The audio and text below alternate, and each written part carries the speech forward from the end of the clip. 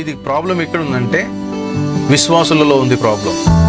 వాళ్ళకు అవగాహన లోపము, వాళ్ళకు వాక్య జ్ఞానము లేక అవగాహన లోపము ఉండి అది ఎంత ప్రమాదం అంటే, ఇప్పుడు మన పిల్లలను మనం స్కూల్కి పంపిస్తూ ఉన్నాం, లేదా మన పిల్లలు కాలేజ్కి వెళ్తూ ఉన్నారు. సో మీరు కనుక స్కూల్కి వెళ్ళి కాలేజ్కి వెళ్ళి ఆ సబ్జెక్ట్స్ ఏంటో తెలుసుకోక, ఆ సబ్జెక్ట్ నాలెడ్జ్ లేక, ఆ సబ్జెక్ట్ ఏంటో తెలియక మీరు డైలీ వస్తున్నారు, అక్కడే మీకు ఎవరు బోధించట్లేదు సరిగా, లేదా మీరు సరిగా బోధపడట్లేదు.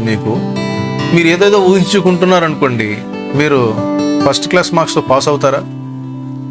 పాస్ కారు, ఫెయిల్ అయిపోతారు. కారణం ఏంటంటే ఆ ఊహాలోకంలో ఉంటే కాదు సబ్జెక్ట్ నేర్చుకునేది. మీరు వాస్తవాన్ని తెలుసుకోవాలి, పరిశీలించాలి, పరిశోధించాలి, స్టడీ చేయాలి, పఠించాలి, ధ్యానించాలి. ఎన్ని ఉన్నాయి తెలుసా అండి బైబిల్లో? బైబిల్ రీడింగ్ వేరు, బైబిల్ స్టడీ వేరు, ఆ తర్వాత మెడిటేషన్ వేరు, ఆ తర్వాత మళ్ళీ బైబిల్ స్టడీలో కూడా క్యారెక్టర్ స్టడీ వేరు, హిస్టరీ స్టడీ వేరు. వామో, చాలా ఉన్నాయి. మనకు కనీసం చదవడానికి టైం లేదు. ఇంకా మీరు స్టడీ ఎప్పుడు చేస్తారు? ఇంకా మీరు ఎప్పుడు మెడిటేట్ చేస్తారు?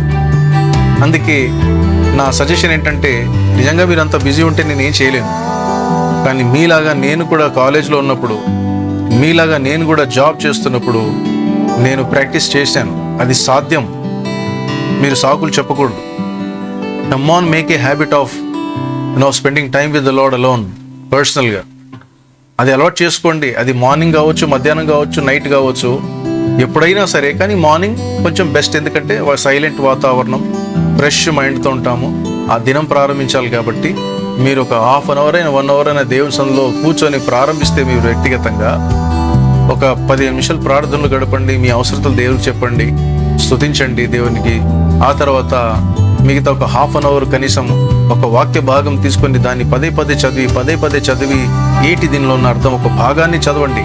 10 సార్లు చదవండి అర్థమయ్యేదాకా. ఆ 10 సార్లు ధ్యానించండి ఒకే చిన్న భాగాన్ని. ధ్యానించి దేవుడి గురించి తెలుసుకోండి, మనుషుల గురించి తెలుసుకోండి, పాపం గురించి తెలుసుకోండి, లోకం గురించి తెలుసుకోండి, మనుషుల తత్వాల గురించి తెలుసుకోండి. ఆ తర్వాత దేవుని వాగ్దానం తెలుసుకోండి. దేవుని యొక్క ఎన్నో విషయాలు ఉన్నాయి అందులో తెలుసుకోవడానికి, తెలియపరుస్తాడు దేవుడు.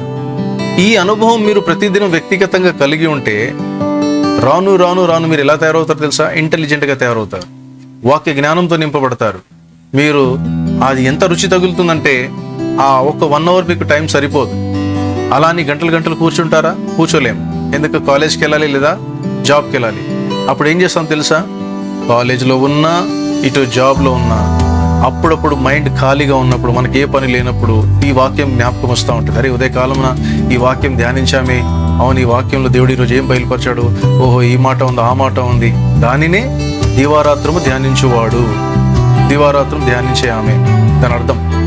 అలాగా ఎవరైతే దేవుని వాక్యాన్ని పఠిస్తూ ధ్యానిస్తూ ఉంటారో, ఏ సంఘం అయితే, ఏ సేవకులైతే ఆ విధంగా ప్రోత్సహిస్తారో, అలాంటి సంఘము, అలాంటి సేవకులు, ఆ విశ్వాసులు ధన్యులు.